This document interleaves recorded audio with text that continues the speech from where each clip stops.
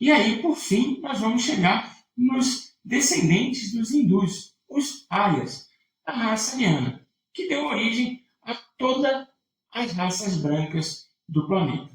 Então, as incursões dessas tribos que saíram dos hindus, né? Então, veja, saíram pessoas que eram do grupo que formou os hindus, foram se multiplicando, os novos encarnados eram desses grupos arianos. Foram se multiplicando, os espíritos foram encarnando. E eles foram adentrando na Europa. Tá? Mais ou menos 10.000 anos antes do Cristo. É o que nos diz Emmanuel. Então, eles são a origem de toda a raça branca.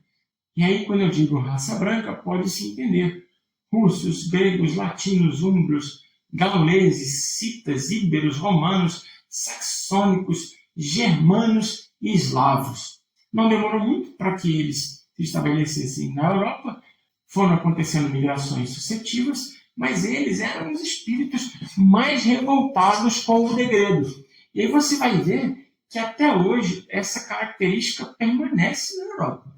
Eles eram pouco afeitos à religião e por isso que eles não mantiveram registros do início da sua civilização. Porque, segundo Emmanuel, o único motivo que eles tinham na época para manter o registro de uma civilização era justamente esses mitos, essas histórias religiosas. Como eles eram revoltados e não tinham a crença em Deus, eles não faziam essa transmissão. Logo, não mantinham registros.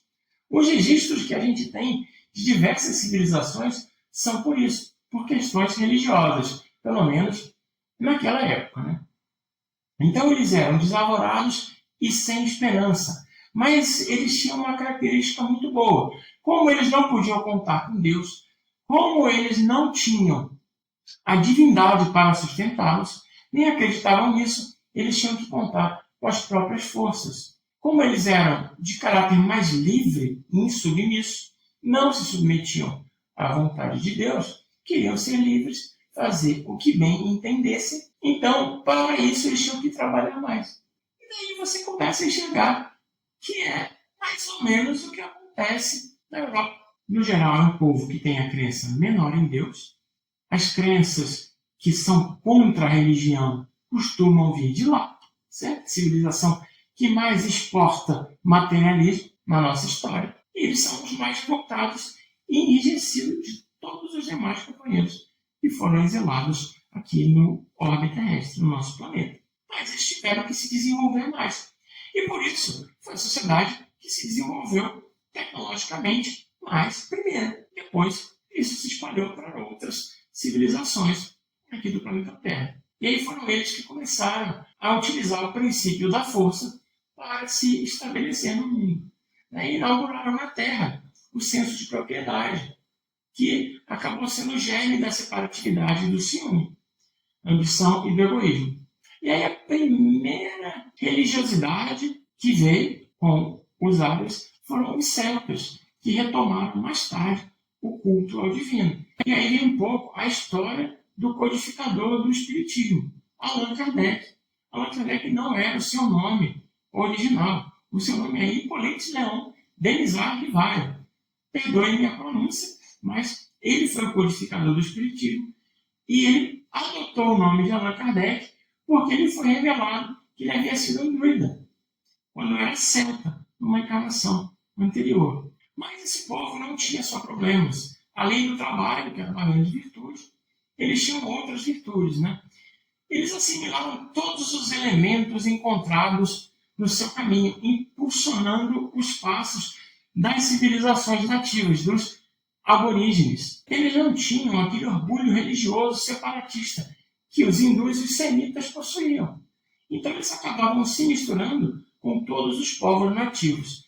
Se você fizer uma análise criteriosa, você vai ver que os eslavos, os germânicos, os gregos, os romanos, os portugueses, eles têm certas diferenças étnicas que, quando você compara no mundo de hoje com raças de outra cor, talvez você ache que são todos os mesmos.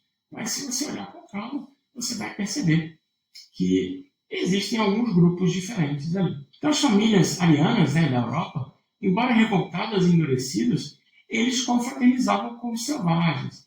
E nisso reside sua maior virtude, que é o que nos ensina Emmanuel.